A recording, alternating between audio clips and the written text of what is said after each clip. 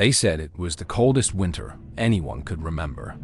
Standing on that frozen mountain road with a frozen rifle in my hands, I believed them. I was a rifleman with 1st Marine Division, Korea, late 1950.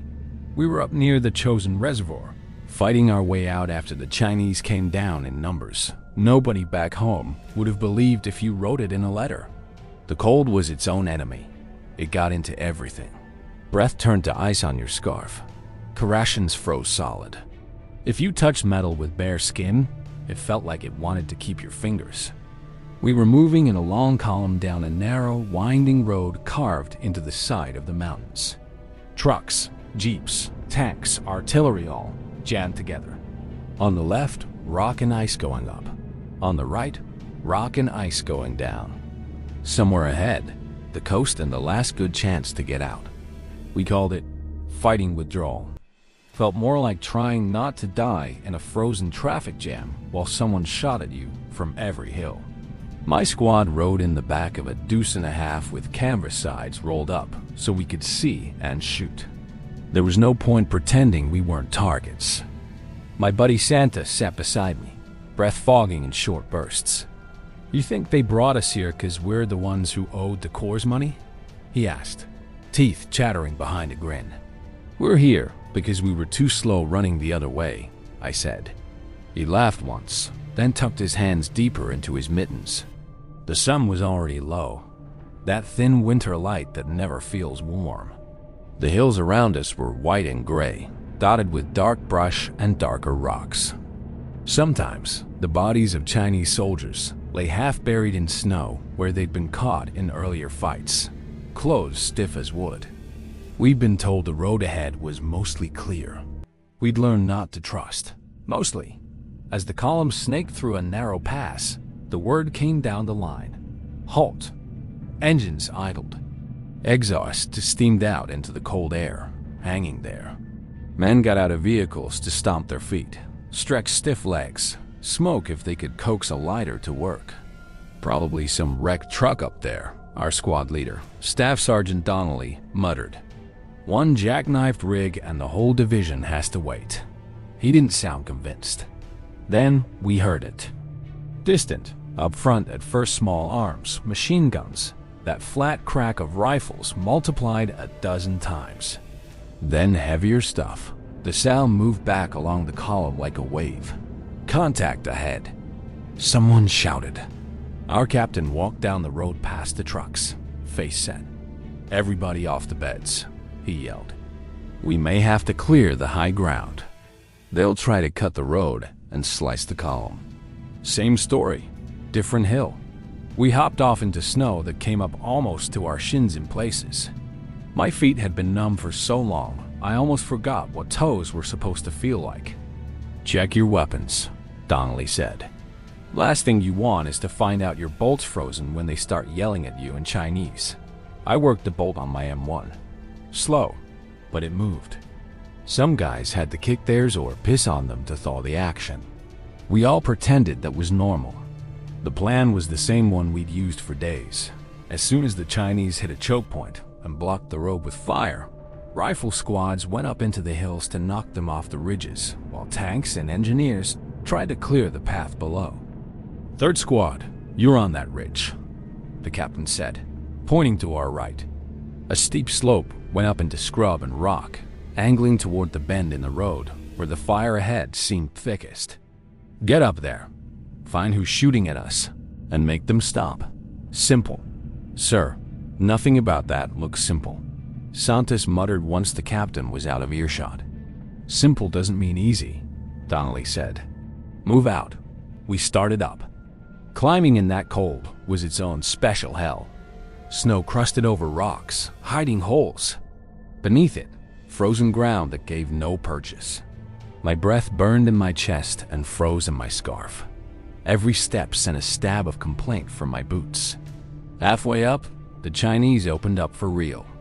Rifles, burp guns, machine guns, fire from above and ahead, aimed down at the road, our trucks, the stalled tanks. We could see tracers streaking in angled lines through the failing light. Then their mortar joined in. White bursts on the road, on the vehicles, in the ditches. The convoy turned into a line of moving, cursing silhouettes trying to find any cover at all on a road that didn't have any. "Pick it up," Donnelly yelled. "The faster we get to them, the less they get to shoot." Easy for him to say. I put my head down and followed the boots in front of me. We crested a small ridge and dropped onto the reverse slope, out of direct fire for a moment. The noise felt slightly farther away. We huddled behind a line of rocks while Donnelly peered over the top with his field glasses. "Two main positions," he said. "One on that knob overlooking the road bend, another along that little spine to the left. We hit the spine, roll it up, then swing on the knob from the side. You fire when the man on your side fires." "Fires? We move fast. We shout later." He looked at each of us, reading faces that were half frozen and half scared. "You know the drill," he said. "Stay close, don't bunch, don't stop in the open. We're getting off this mountain together or not at all." We lined up along the rocks, spread out, rifles ready. Donnelly gave a 3 count with his fingers. On 3, we moved. Up and over, into the open, running and stumbling through knee-deep snow toward the first Chinese position. They were dug into shallow scrapes and behind rocks, snowsuits blending them into the hillside. If they'd been quiet, we might have blundered right into them. They weren't quiet. As soon as we showed ourselves, they turned into muzzle flashes and shouting. Rounds snapped past. One guy, 2 men overspun and went down face first in the snow. "Keep moving," Donnelly roared. "Grenades first." We reached the edge of their little spine of cover and started tossing grenades over like bad gifts. Our frags thumped. Their bodies jerked up in silhouettes against the sky and then fell back. Santos and I dropped into a shallow depression just short of the position, hearts pounding. "You good?" he shouted over the firing.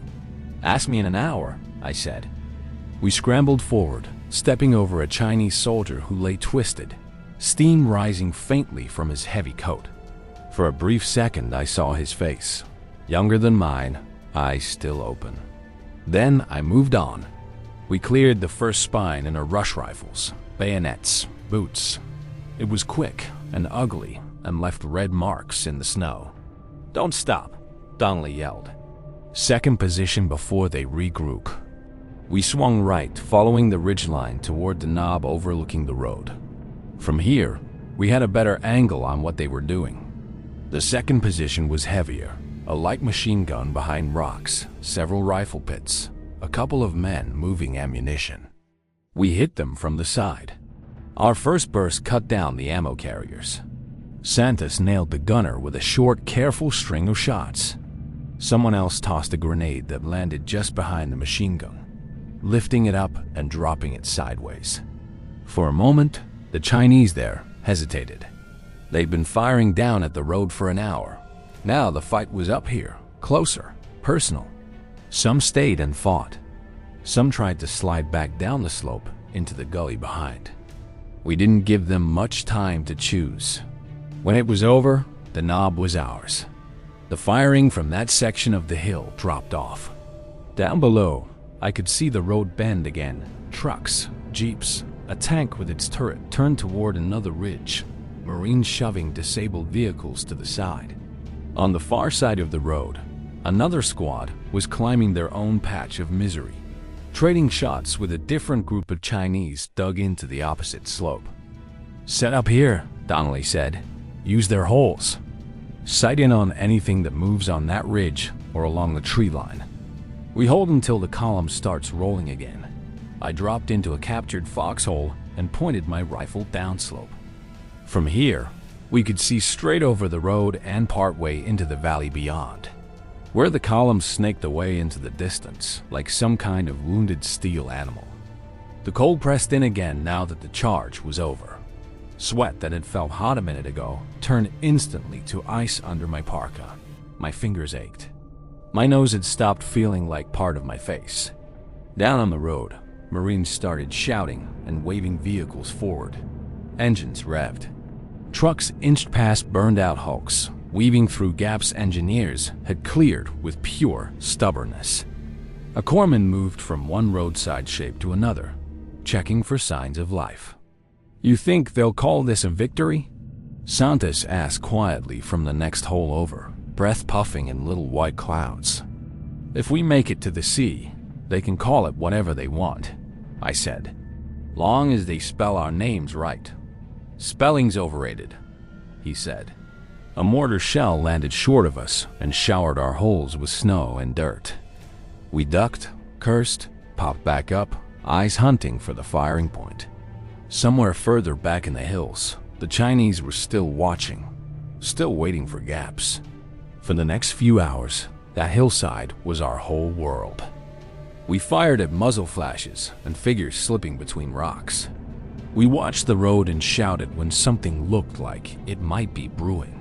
We stopped our feet, flexed our hands, trying not to let the cold reach the point where we stopped caring.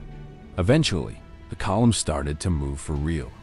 Vehicle after vehicle ground around the bend, some with wounded huddled in the beds, some with men half asleep on their feet but still clinging to their rifles. When the last vehicles in our section had passed, a runner scrambled up the slope. "Pack it in," he shouted. "We're falling back to the next blocking position. Road's moving. Time to go." We pulled out of the captured positions, one by one, slipping back down the frozen slope toward the road. As I descended, I looked back at the knob where the machine gun had been, the churned up snow, the dark shapes lying still. By the time we reached the trucks again, my legs felt like they didn't belong to me. We climbed into the bed, boots thumping on the boards, backs pressed against cold metal. The truck lurched forward, wheels grinding in the ruts. The bend in the road slipped behind us, another piece of nightmare left on the mountain. Ahead, more turns, more ridges, more chances for someone to decide we didn't get to leave. Santos leaned his head back, eyes half closed. "If we make it out of here," he said, "you think anyone will believe how cold it was?" "They'll say we're exaggerating," I said. "What do you tell them?"